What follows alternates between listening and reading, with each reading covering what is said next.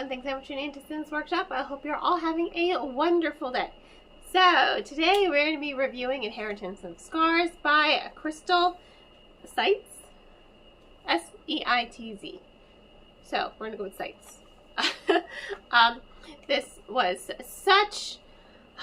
I read this book so long ago, and I'm so mad at myself that I'm only now just reviewing it because it was such a good book. It came out in October, and I was lucky enough to get an arc from the publisher, and oh my god, it's Norse mythology. It has Draugr, which is, you know, the Norse version of a vampire, and it's enemies to lovers, and it was just so addictive and so good. So the story follows Astrid, and she has Crohn's disease, right? And I love that the author is putting herself in the book, right? So Astrid has Crohn's disease, and she's been living in the city, right? I forgot which city. But her grandmother disappears. So her father takes her back to the city, to the small little village town outside of Tiverton Forest. Now, Tiverton Forest is a dark forest. It is a forest you do not want to be left, you know, in the dark at night.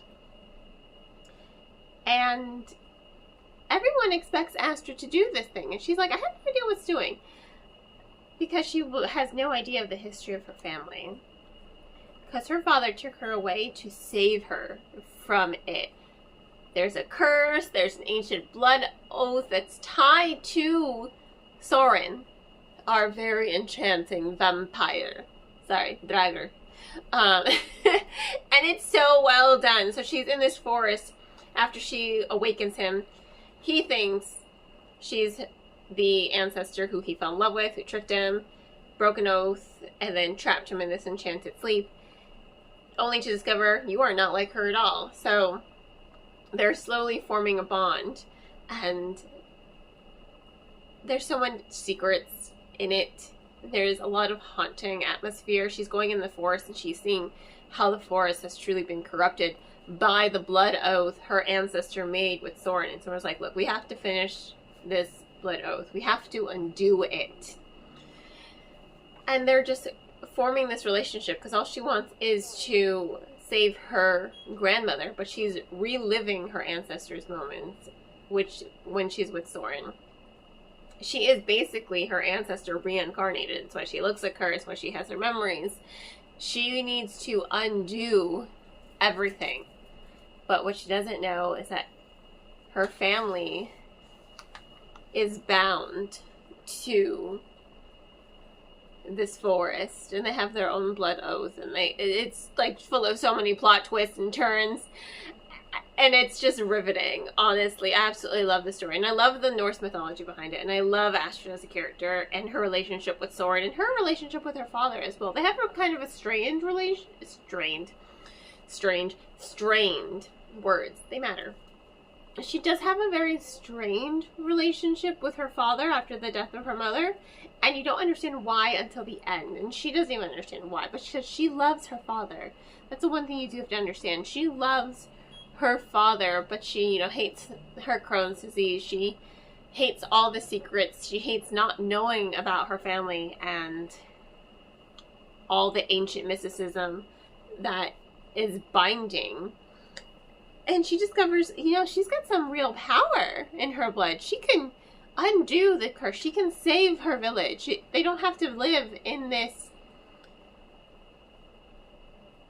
culty-esque dark magic universe. They can be free of it. Except it's all they've ever known. So they don't know that they can be free of it. And when the monsters come out, oh, they come out. Seats's attention to detail is so good. It's chilling. It's, you know, House of Roots and Ruin vibes, and I love House of Roots and Ruin, but it's chilling. It has that dark atmosphere. The detailing on these monsters, I'm like, oh my god. And some of them I was unfamiliar with, so the ones that I wasn't familiar with, I was able to imagine because of just how they're portrayed in the book, and they are chilling. Oh, you know, it would be great if there were illustrations within the book. That would have made it even better. But it was such a good book, and I kind of wish it was not a you know, a one-off. It is a one-off. It's a single novel. It's not part of a duology. It's not a trilogy. It ends, and it's such a satisfying ending. If you like Norse mythology, if you like gothic, if you like horror, because this book is a little horror, it's a little gothic, it's a little chilling and eerie, and it has Norse mythology. Sorry, words matter.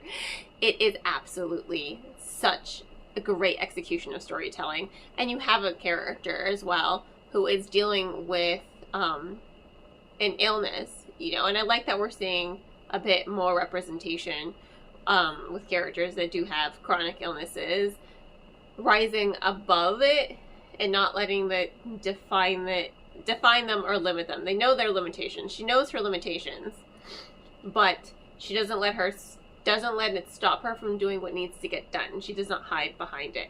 And I think that there's like this kind of stereotype like, oh, if you have a certain chronic illness, you're incapable of doing things that normal people do. And I think we have to get away from thinking like that.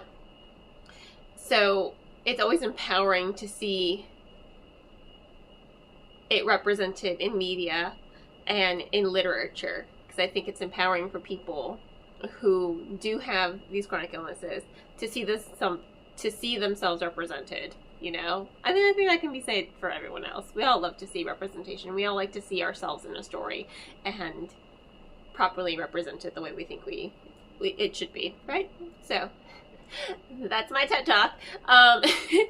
So it really was a wonderful story. Absolutely loved it. Highly recommend it to everyone. In fact, when I was done reading, I'm like, oh my god, you need to read this. I gave it to my friend Jeff and my friend Gina. I'm like, you need to read this. You need to read this. It is so good. It's enemies to lovers, Norse mythology, gothic, haunting, chilling, horror. And it was so well done. So in any case, thank you all for tuning in. Please don't forget to like, subscribe, and share with all your book-loving friends. I hope you all have a wonderful rest of your day, and as always, happy reading.